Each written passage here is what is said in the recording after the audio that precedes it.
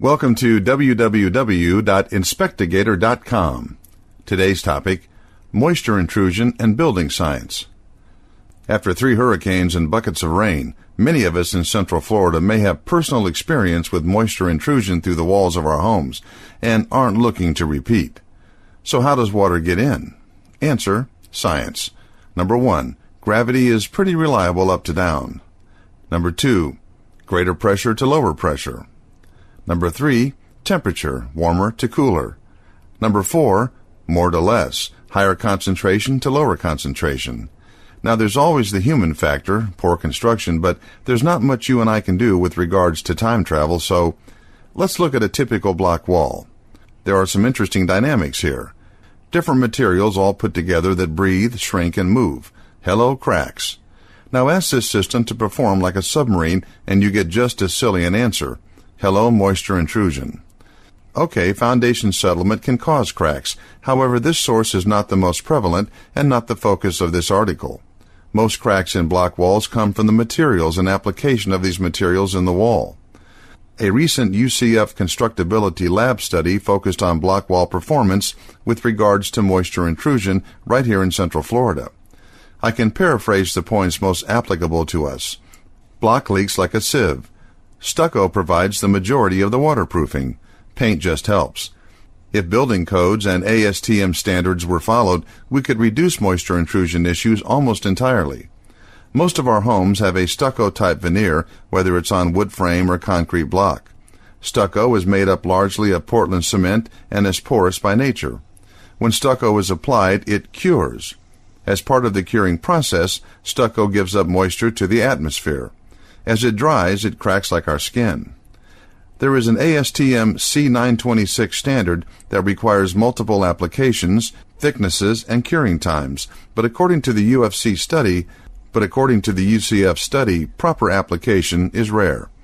A minimum thickness of 4/8 to 7/8 inch is required for block and frame construction, respectively per Florida Building Code Residential 703.11. Instead, an average of 3/8 to 5/8 inch is required for block and frame construction, respectively per Florida Building Code Residential 703.11. Instead, an average of 3/8 to 5/8 inches is what is commonly found in the field. Secondly, if stucco were installed in a 2 or 3 coat process with proper curing time in between, we simply would not have the moisture intrusion issues we currently encounter. The science thing takes over from here. Gravity, pressure, and temperature gradients and capillary action. A porous material with cracks subjected to wind-driven rain. Picture a napkin dipped in water. The water races right up the napkin via capillary action. Common sense says the more paths provided and the longer those paths are exposed to inclement weather, the more vulnerable a wall system is to moisture intrusion and subsequent adverse ramifications. Now, during our normal 15-minute Florida thunderstorms, we just don't have the quantity of rain and hurricane-type winds to exacerbate an already poor condition wall assembly. The UCF study, however, found that cracks don't need to be wide to allow moisture penetration. Cracks 1/64 of an inch allow moisture penetration and accumulation at the base of the test walls.